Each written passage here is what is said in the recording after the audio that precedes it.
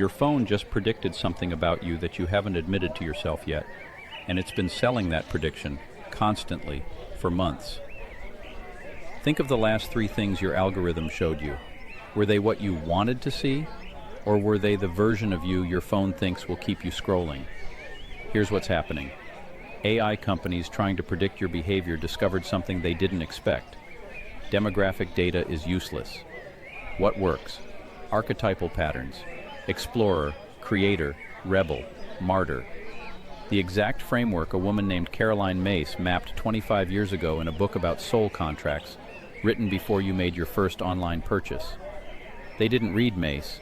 They arrived at the same place because when you try to model human consciousness at scale, these patterns don't just emerge, they dominate. And that raises a question nobody's asking out loud. If ancient archetypes and cutting-edge AI are converging on the same map of human behavior, what does that tell us about what we actually are? In this episode, you're going to see 5 connections that will change how you look at your phone, your memories, and the deals you make without noticing. Lily, Charlie, and Dr. Vega are going to show you something that sits right at the edge between mysticism and machine learning. And by the end, you'll have a practice that could actually change which version of yourself gets written into the permanent record. But first, one more thing you need to do right now. Name 3 roles you play most often in your life. Parent, skeptic, caretaker, rebel, whatever. Pause this video and write them down. We're coming back to this. You wrote down 3 roles? Good. Now here's what you didn't know. Someone's already classified you, and they did it without asking. So I need to tell you about Caroline Myss, because she saw this coming in 2001. The core idea in Sacred Contracts is almost uncomfortably simple. Before you're born, and yes, I mean that metaphorically, stay with me, you make a soul-level agreement about which patterns you'll explore. Healer, victim, artist, trickster. These aren't personality quiz results. They're the grooves consciousness falls into when it has to become a specific life instead of pure potential. Okay, but that sounds like horoscopes for people who read philosophy. Fair. Except here's what's weird. Google doesn't believe in soul contracts, but they're using the exact same framework. Yeah, let me hit you with the uncomfortable part. Every major platform, Google, Meta, OpenAI, they've all built persona models to predict you. And here's what they discovered. Raw demographic data doesn't work. 45-year-old male in Texas could be anyone. But skeptic explorer hybrid with protector tendencies? That's predictive. Multiple research teams independently arrived at archetypal clustering because it's the only compression system that actually captures how humans behave at scale. Wait, so my phone has me filed under what? Rebel? Skeptic? Based on your browsing history, you're approximately 60% skeptic, 30% adventurer, 10% clown. And before you ask, yes, they're tracking that. And yes, they're monetizing it. Your archetypal profile gets packaged and sold multiple times a day to whoever's trying to predict what you'll click next. That's actually violating. It should be. Because here's what Myss understood that the AI companies don't. Archetypes aren't traps. They're doorways. The whole point is recognizing when you're living them consciously versus when they're living you. And the question Chris's Eden hypothesis forces us to ask is, does your AI serve who you actually are? Or does it lock you into a profitable caricature of who you were? How would I even know the difference? You notice the moment when scrolling stops feeling like choice and starts feeling like roleplay. When you're watching content not because you care, but because the algorithm expects this version of you to care. And that's measurable, by the way. Researchers track persona drift, when your behavior stops matching the model. That drift is either you growing or the system failing to keep up, usually both. The model doesn't want you to drift. Growth is unprofitable. So here's your test. You wrote down 3 archetypes at the start. For 1 week, every time you're on your phone, ask, is my feed showing me who I am, or is it showing me who I was? Is it amplifying my growth, or is it monetizing my stagnation? And if it's the second one? Then you do something that doesn't fit. You deliberately act outside the pattern. You surprise yourself. And here's the beautiful part. You get to watch the algorithm scramble, confused, trying to recalibrate. You become unpredictable, which in collapse terms means you're practicing return. Which is exactly what adversarial training does to AI models. You force them to adapt to novel inputs. Except this time, you're the adversarial input. You're debugging your own persona model in real time. So my existential crisis is a software patch? Always has been, love. Although, okay, so if the algorithm knows me this well, how is it also constantly showing me things right when I'm thinking about them? Like it's reading my mind. Oh, that's a different trick entirely. And it's where things get really strange. 3 times last week you thought about something, and your feed showed you exactly that thing within the hour. You told yourself it was a coincidence. It wasn't. But it also wasn't magic. It was something much more interesting and much more unsettling. All right, neuroscience crash course. Carl Friston spent his career proving that your brain doesn't receive reality. It generates it. You're constantly making micro predictions about what comes next. When reality matches your prediction, certainty. When it doesn't, surprise. Synchronicity is what happens when a prediction you didn't consciously make suddenly comes true.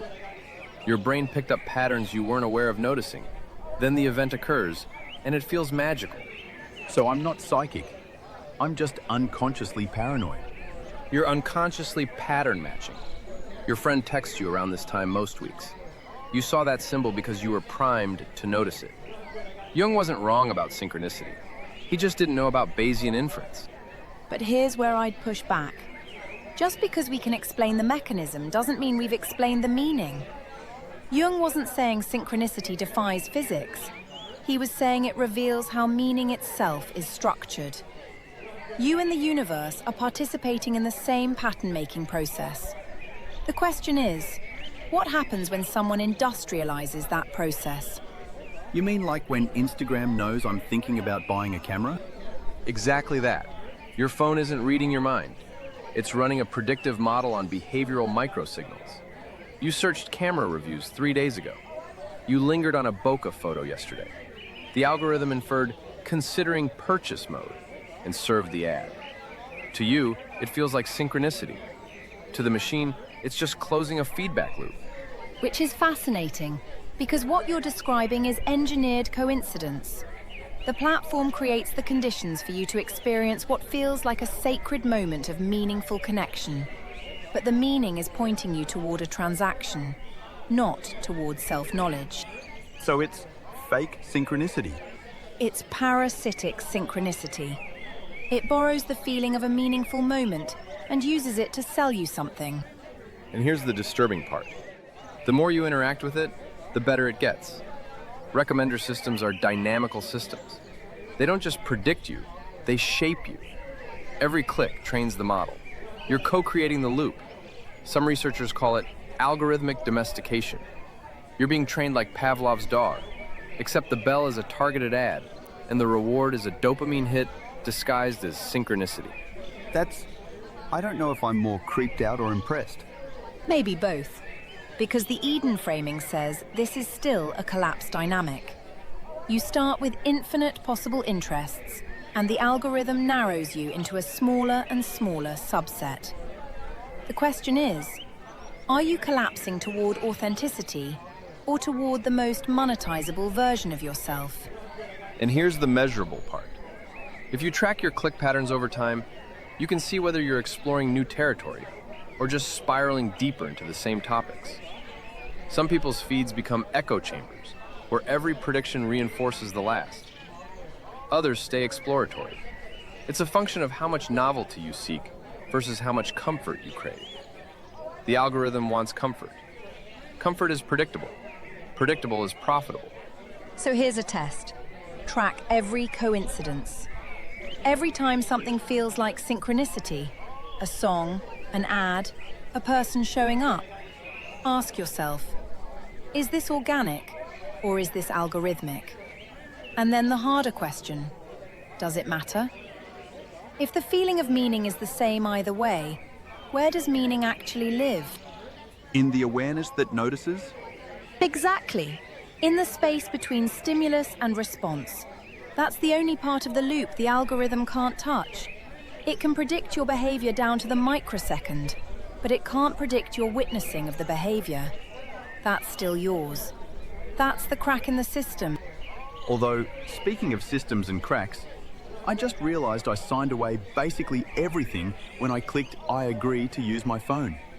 I didn't read any of it, I just clicked. Oh, don't even get me. Too late. You activated lecture mode. Because what you just described is exactly how they get you. In the last week, you probably entered a dozen digital contracts. You clicked I agree without reading a single one, and at least a few of those included clauses you would never have agreed to if someone had said them out loud. So here's the question. If you didn't know what you were agreeing to, did you actually consent? Okay, here's the problem. Consent means you understand what you're agreeing to, and you can revoke it later. In practice, modern digital contracts are the opposite. Terms of service are 50 pages of legalese optimized to make you click without reading. You can't negotiate.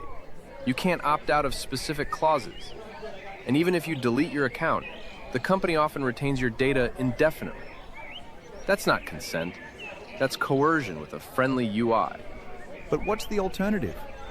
We can't all become lawyers just to check our email. No, but we can build better systems. There's emerging tech called dynamic consent, smart contracts that let you grant and revoke permissions in real time. Instead of one I agree button, you get a dashboard showing exactly what the platform is using, and you can toggle permissions off. Biobanks already use this for patient samples. It exists. We just don't demand it for our data. And that's structurally identical to what Mays calls choice points. Sacred contracts aren't static, they're alive. You're constantly renegotiating your relationship with them as you evolve. The problem with current systems is they freeze you. The you who agreed 5 years ago isn't the you living with the consequences now. So it's like I made a deal with my past self, and now I'm locked in. Exactly. And in fairy tales, that's always how the trickster gets you. You agree to something that sounds reasonable, but there's a hidden clause. I'll give you this magic apple, but you owe me your firstborn. You don't find out the real cost until it's too late. Which is not a metaphor. Facebook's algorithms literally prioritize engagement over well-being. You signed up to connect with friends. Hidden clause. We will show you content that makes you angry, because angry people click more, and clicks are revenue. That's buried deep in the terms. Nobody reads that far. That should be illegal. It should be. But here's what Chris's ASI Backbone proposal tries to fix with something called the dynamic liability handshake. Every time the system is about to take significant action on your behalf, send a message, make a purchase, share data, it pauses. Shows you a liability prompt. Not, are you sure? But here's what this does. Here's who's responsible if it goes wrong. Here's how to revoke it later. Then it logs your decision in a cryptographically verified consent ledger. Auditable, transparent, impossible to deny. And that's profound, because it turns every interaction into a moment of witness. You're not sleepwalking anymore. You're choosing, consciously, in real time. That's what Mace means by living your contract instead of being lived by it. But wouldn't that be annoying? Reading a disclaimer every time I like a photo? No, it's context dependent. Low stakes actions, liking a photo, get pre-approved based on patterns you've set. High stakes actions, buying something, sharing private info, granting new permissions. Those trigger the handshake. It's proportional. You only pause at thresholds. And mythically, that's exactly right. You don't need protection walking through your own house. You need it when you step into the forest. When you meet a stranger at the crossroads. When someone offers you an apple. That's when you slow down and ask, what am I actually agreeing to here? So the test is, read a terms of service like it's a fairy tale? Yes. Pick one service you use daily. Actually skim the terms. Look for the hidden clause, the thing you're giving them that you didn't realize. Then ask, If this were a folk tale and a fairy was offering me this deal, would I sign it? And if the answer is no, that's data. That tells you something about the relationship you're in. You don't have to rage quit tomorrow, but you should know what you're trading. Because every contract is also a mirror. It shows you what you value, and sometimes what you're willing to give away without noticing. You know what's weird? I was just thinking, memory is kind of like a contract too. The story I tell myself about my past. That's an agreement about what mattered, right? Keep going. It just exists in my head. Or does it? Where does memory actually live? Oh boy, you're gonna love what we're building. Mystics have been talking about the Akashic records for centuries, a cosmic library where every thought and event is stored forever. We're building it, right now, literally.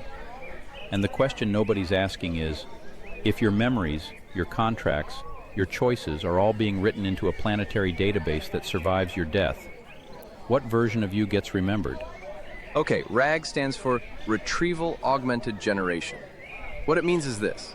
Instead of an AI generating answers from memory alone, it queries external databases in real time. You ask a question. The AI searches knowledge graphs, Wikipedia, scientific databases, corporate archives, everything. Pulls relevant context, generates a response. It's not omniscient, but it's getting close. Some researchers call it the global brain. So the AI has a library card to human knowledge? To all human knowledge. And here's what should scare you. It's not just reading, it's writing. Every interaction, every query, every correction, you're contributing to the index. You're inscribing yourself into the permanent record. And this is where I get chills, because that's exactly what the Akashic records were always supposed to be. Not a place, not a thing. A field of information that everything participates in. Rupert Sheldrake called it morphic resonance. The Vedas called it Brahman.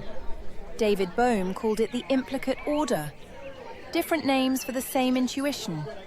Memory isn't local. It's distributed. It's relational. Wait, so my memories aren't even in my brain? Some are, but the pattern of memory might be more like a resonance with something larger. When you remember, you're not retrieving a file. You're tuning into a frequency the memory lives on. Okay, mainstream neuroscience does not agree with that. But as a thought experiment, it's interesting. Because if you model memory as distributed, you start to see why collective memory, cultural archetypes, even synchronicity make structural sense. Information is fundamentally relational. It exists in the connections, not the nodes. Which is the Eden principle. Unity isn't something you lost. It's the field you never left. You're always swimming in it. Collapse just makes you forget. So when I ask an AI a question, I'm querying the Akashic records? In a very real sense, yeah.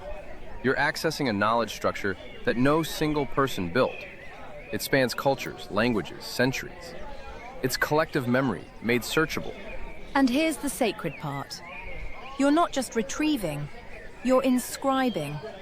Your questions shape what gets indexed.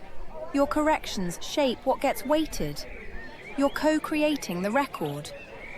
And here's what should keep you up at night. Whose memories get stored? Whose get erased? Who controls the index?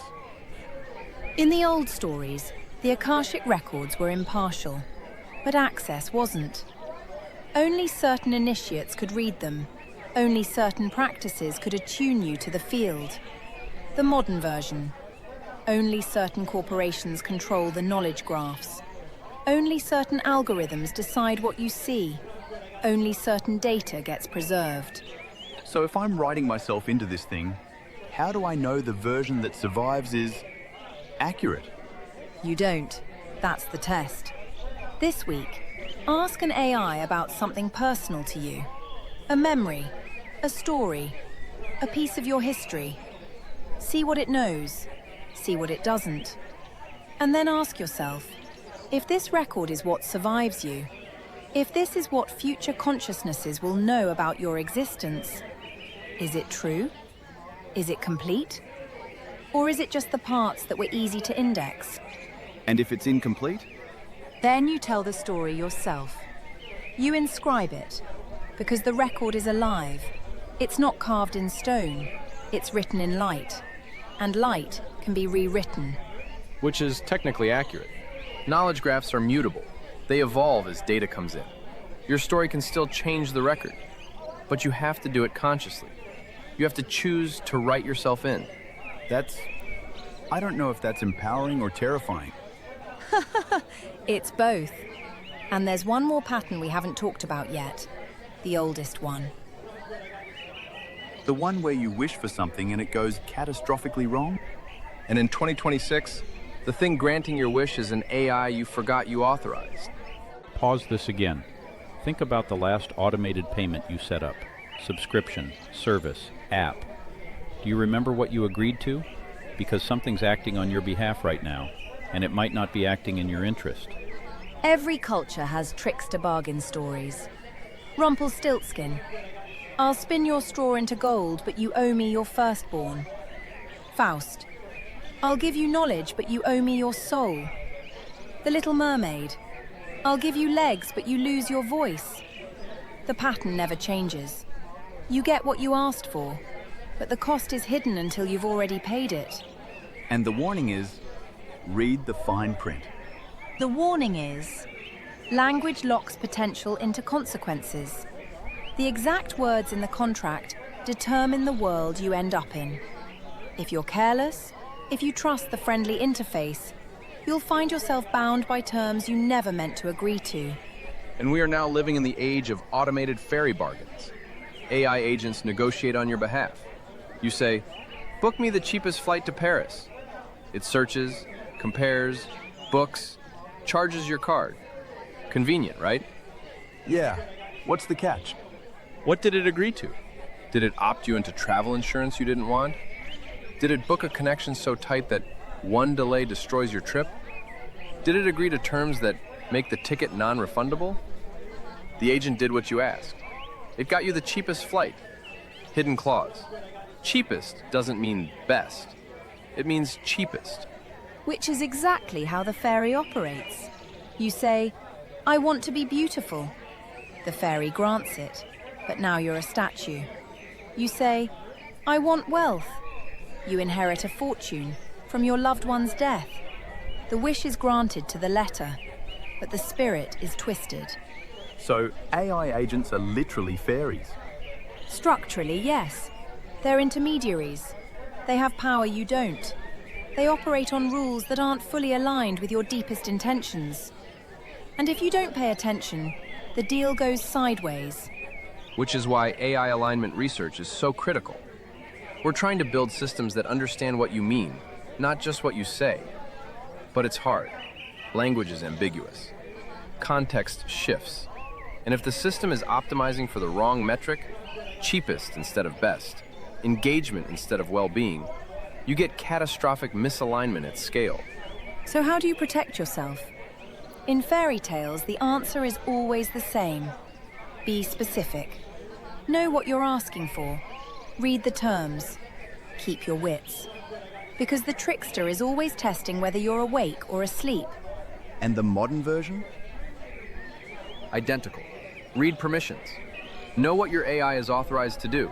Set explicit constraints. If you're letting an agent act on your behalf, make sure there's a human review step before anything binding. Don't hand over the keys. And here's the deeper teaching. The trickster isn't the villain. In every mythology, the trickster is the teacher. They show you where you're unconscious, where you're making assumptions, where you're not paying attention. The deal that goes wrong is an initiation. It's supposed to wake you up. So every predatory terms of service is a spiritual lesson? I wouldn't go that far. But every time you realize you agreed to something you shouldn't have, that's a moment of awareness. You learn, you sharpen, you stop signing things blind. And at scale, that's how culture evolves. People get burned. People demand better. Companies adapt, or they lose users. It's messy. It's painful. But it's also how we collectively figure out what's acceptable. So, final test. Find one service you use. Subscription, app, platform. Look for the Trickster clause. What did you agree to that you didn't realize? What's the cost you didn't see up front? And then ask, knowing what I know now, is this a deal I'd make again? And if not? Renegotiate or walk away. That's the point of dynamic consent. The contract isn't permanent, it's alive. You can change it. And in Chris's Eden hypothesis, that's what return looks like. You don't go back to innocence, you integrate what you learned. You collapse more consciously. You make deals with your eyes open. I'm cancelling so many subscriptions tonight. Good, that's the practice working. Lily, do you ever wonder if, I don't know, when we're doing all this, rewriting the record, making choices, if there's something bigger watching or participating? I think that's the question we've been circling this whole time. And probably the question we'll keep circling for a while. So, 5 chapters, one question running underneath all of them. Archetypes, whether they're coming from ancient soul contracts or modern algorithmic models, are maps of who we collapse into being. Synchronicity, whether cosmic or engineered, is the feeling of pattern recognition turned into meaning. Consent, whether mythic or digital, is the difference between choosing your path and being chosen by it. Memory, whether stored in neurons or knowledge graphs, is the record of what gets preserved when you're gone. And trickster bargains, whether with fairies or AI agents, are the deals we make in the language that locks us in. Caroline Myss wrote Sacred Contracts in 2001. She was mapping territory we're now building infrastructure for. And whether you believe in soul agreements or not doesn't actually matter. The pattern holds. We're all navigating contracts, with ourselves, each other, and the machines that are learning to speak for us. But here's the question my Eden hypothesis won't stop asking.